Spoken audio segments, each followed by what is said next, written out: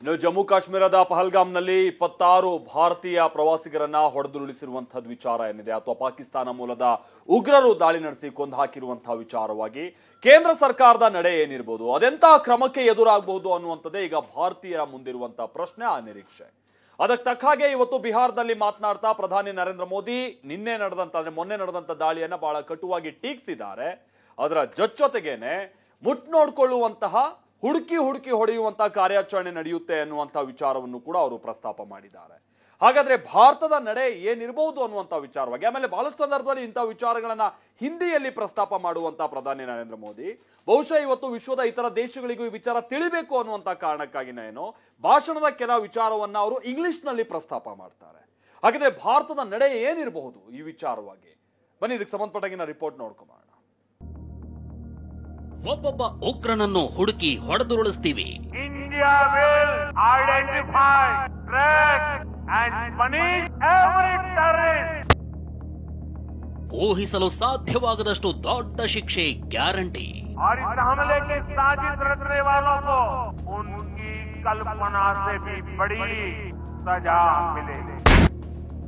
ಭಯೋತ್ಪಾದಕರ ವಿರುದ್ಧ ಪ್ರಧಾನಿ ಮೋದಿ ರಣ ಶಪಥ. ಏಟು ಎದಿರೇಟು. ಎಸ್, ಜಮ್ಮು ಕಾಶ್ಮೀರದಲ್ಲಿ ಅಮಾಯಕ 26 ಪ್ರವಾಸಿಗರ ಜೀವ ತೆಗೆದ ರಕ್ತ ಪಿಪಾಸು ಉಗ್ರರ ವಿರುದ್ಧ ಪ್ರಧಾನಿ ಮೋದಿ ದೊಡ್ಡ ಸಮರವನ್ನೇ ಘೋಷಿಸಿದ್ದಾರೆ. ನಿನ್ನೆಯಷ್ಟೇ ಸಂಪುಟ ಸಮಿತಿ ಸಭೆಯಲ್ಲಿ ಪಾಕಿಸ್ತಾನಕ್ಕೆ ರಾಜತಾಂತ್ರಿಕ ಮರ್ಮಾಘಾತ ನೀಡಿದ್ರು. ಸಿಂಧು ನದಿ ಒಪ್ಪಂದ ರದ್ದು, ಪಾಕಿಸ್ತಾನದವರ ವೀಸಾ ಕ್ಯಾನ್ಸಲ್, ರಾಜತಾಂತ್ರಿಕ ಕಚೇರಿಗಳು ಬಂದ್, ಹೀಗೆ 5 ಮಹತ್ವದ ಪೆಟ್ಟು ನೀಡಿದ್ರು. ಇದರ ಬೆನ್ನಲ್ಲೇ ಬಹಿರಂಗ ಎಚ್ಚರಿಕೆ ಕೊಟ್ಟಿದ್ದಾರೆ. ಈ ಹಿಂದೆ ಪುಲ್ವಾಮಾದಲ್ಲಿ ಉಗ್ರರು 40 ಸೈನಿಕರನ್ನ ಹತ್ಯೆಗೈದಿದ್ದ ವೇಳೆ ಪ್ರತೀಕಾರ ಯುದ್ಧ ಸಾರಿದ್ದ ಪ್ರಧಾನಿ ನುಗ್ಗಿ ಹೊಡಿತೀವಿ ಅಂತ ಹೇಳಿದ್ರು. ಇದಾದ ಬೆನ್ನಲ್ಲೇ ಪಾಕ್ ಆಕ್ರಮಿತ ಕಾಶ್ಮೀರದಲ್ಲಿ 2ನೇ ಸರ್ಜಿಕಲ್ ಸ್ಟ್ರೈಕ್ ನಡೆದಿತ್ತು. ये तो चुनाव वाला खेल है. जब सर्जिकल स्ट्राइक हमने पहली बार की तब कहां चुनाव था भाई.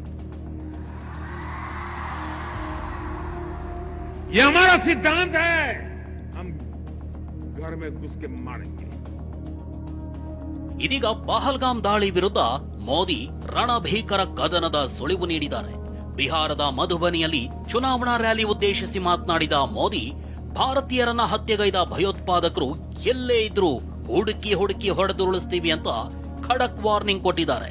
India will identify, track and punish every terrorist.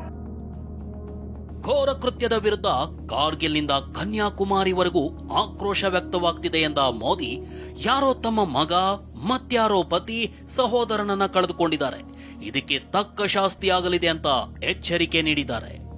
आतंकी हमले में किसी ने अपना बेटा खोया, किसी ने अपना भाई खोया,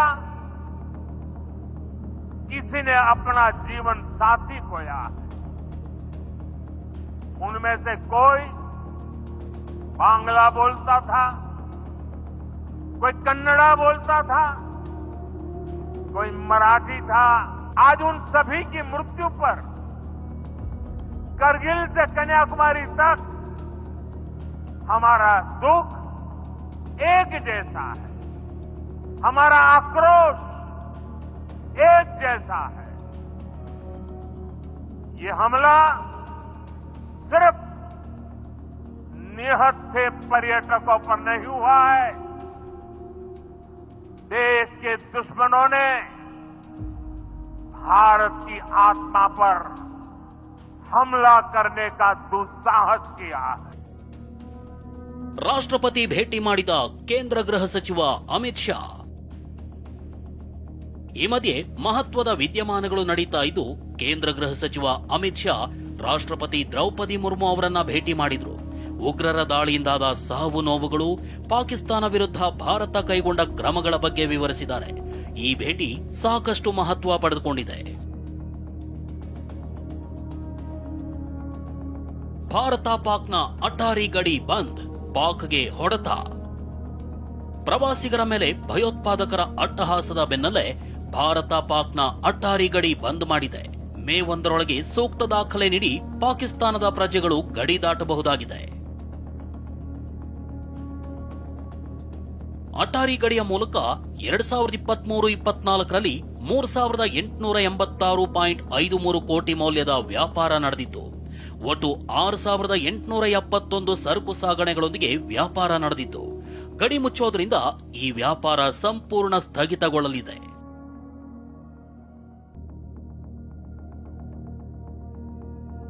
ಇಷ್ಟೇ ಅಲ್ಲ, ಪಾಕ್ನಿಂದ ಭಾರತಕ್ಕೆ ಉತ್ಪನ್ನಗಳ ಆಮದು ಕೂಡ ನಿಲ್ಲಲಿದೆ. ಪಾಕ್ನಿಂದ ಭಾರತಕ್ಕೆ ರಫ್ತು ಮಾಡಲಾಗ್ತಿದ್ದ ಒಣಗಿದ ಹಣ್ಣುಗಳು, ಒಣಗಿದ ಖರ್ಜೂರ, ಜಿಪ್ಸಮ್, ಸಿಮೆಂಟ್, ಗಾಜು, ರಾಕ್ ಸಾಲ್ಟ್ ಸೇರಿದಂತೆ ಔಷಧೀಯ ಸಸ್ಯಗಳಂತ ಉತ್ಪನ್ನಗಳ ರಫ್ತು ನಿಲ್ಲಲಿದೆ. ಇನ್ನು ಭಾರತದಿಂದ ಪಾಕಿಸ್ತಾನಕ್ಕೆ ಸೋಯಾಬೀನ್, ತರಕಾರಿಗಳು, ಕೆಂಪು ಮೆಣಸಿನಕಾಯಿ, ಪ್ಲಾಸ್ಟಿಕ್ ಸಂಬಂಧಿತ ಉತ್ಪಾದನೆ ರಫ್ತಾಗ್ತಿತ್ತು. ಈ ಉತ್ಪನ್ನಗಳಿಗೆ ಪಾಕ್ ಪರ್ಯಾಯ ಮಾರುಕಟ್ಟೆ ಹುಡುಕಬೇಕಾಗುತ್ತೆ. Bureau report, TV9.